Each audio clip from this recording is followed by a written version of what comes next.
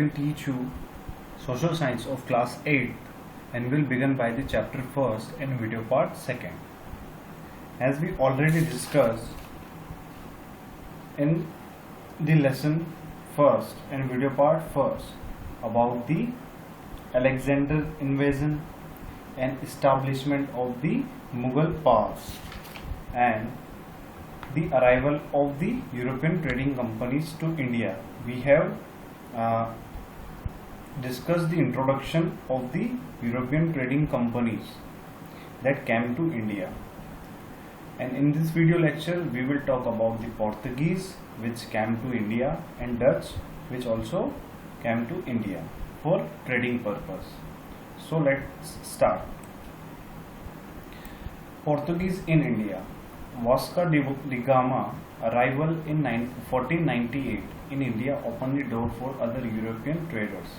जब Vasco D gamma आए थे इंडिया में 1498 की बात है, तो उन्होंने जो अदर यूरोपियन ट्रेडर्स जितने भी ट्रेडर्स रहे हैं उनके लिए एक रास्ता ओपन कर दिया, क्योंकि वास्को डी गामा ने इंडिया की एक तरीके से खोज करी थी। मतलब यहाँ की जो ट्रेडिंग जो पर्पसेस थे या जो भी बिजनेसेस थे, तो उनको उन्होंने देखा था आके, तो उन्होंने सबके लिए डोर ओपन कर दिया ट्रेडिंग के लिए।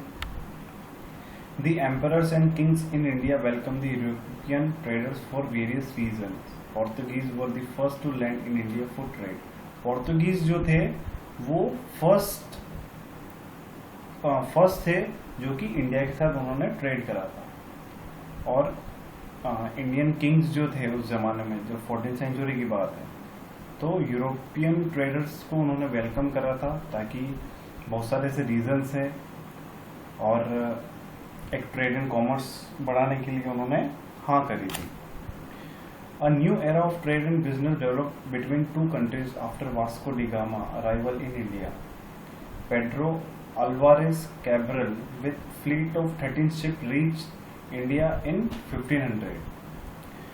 एक पेड्रो अल्वारेस कैब्रल एक बंदा था, उन्होंने 13 शिप, मतलब उस जमाने में 15th सेंचुरी की बात है, 13 शिप एक साथ उन्होंने यहाँ के पोर्ट पर लैंड कर, मतलब यहाँ लाए थे वो ट्रेड करने के लिए। ये बहुत बड़ी बात है। The Portuguese traders established trading centers at Calicut, Goa, Daman, Diu and Hooghly. Portuguese जो ट्रेडर्स थे उन्होंने जो ट्रेडिंग सेंटर, जो भी फैक्ट्रीज या जो भी ऑफिसेज कहाँ सेटल करे उन्होंने? कैलकट, गोवा, दमन एंड दीव एंड हुगली।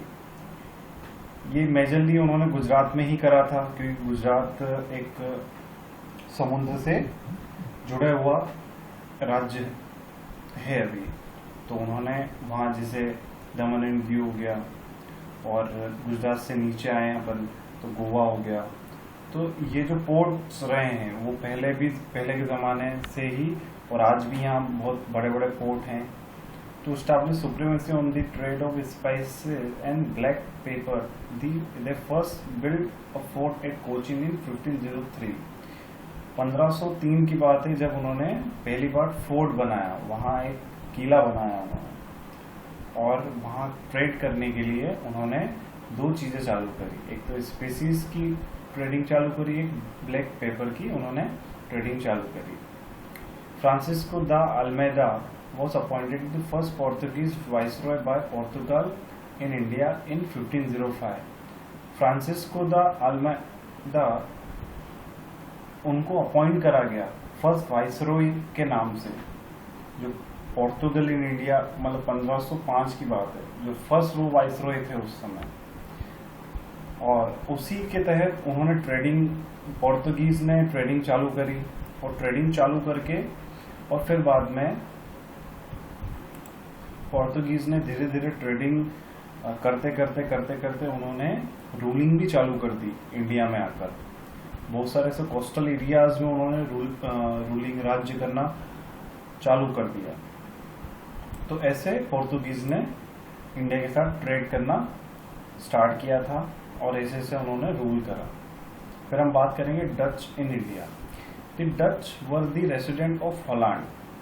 जो डच जो पीपल्स थे डच के, वो हॉलैंड के रेसिडेंट थे, वहाँ के रहने वाले थे। The Dutch east India company was form in 1602 in Holland for trading with India.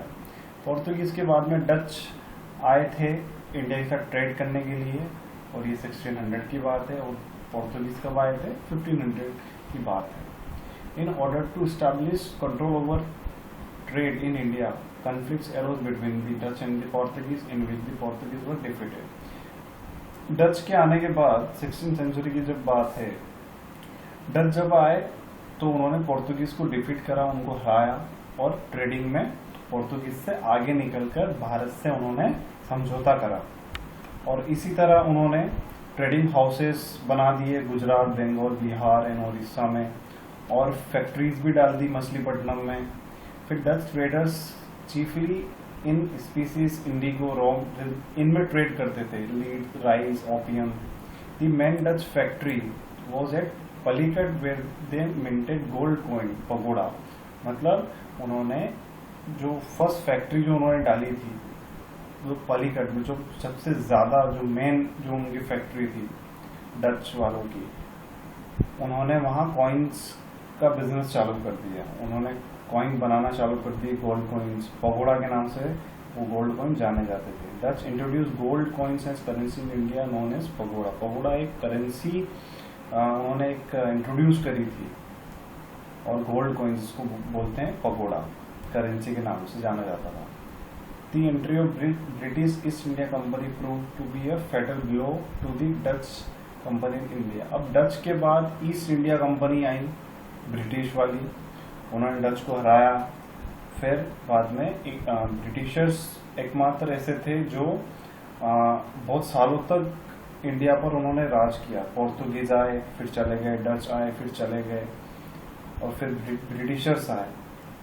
तो ब्रिटिशर्स ने डच को डिफीट करा, उनके जितने भी ट्रेडिंग कंपनीज थी उन सबको एक्वायर करा, और ब्रिटिशर्स ने अच्छा खासा उन्होंने स्टैब्लिश करा। फिर हम नेक्स्ट वीडियो में समझेंगे कि ब्रिटिशर्स ने कैसे ट्रेड को एक्सपांड करा, फिर फ्रेंच भी आए, फिर मुगल एम्पायर के बारे में अपन पढ़ेंगे। तो आई होप आपको ये 2 टॉपिक आज के समझ में आए होंगे, Portuguese in India and Dutch in India. Thank you so much.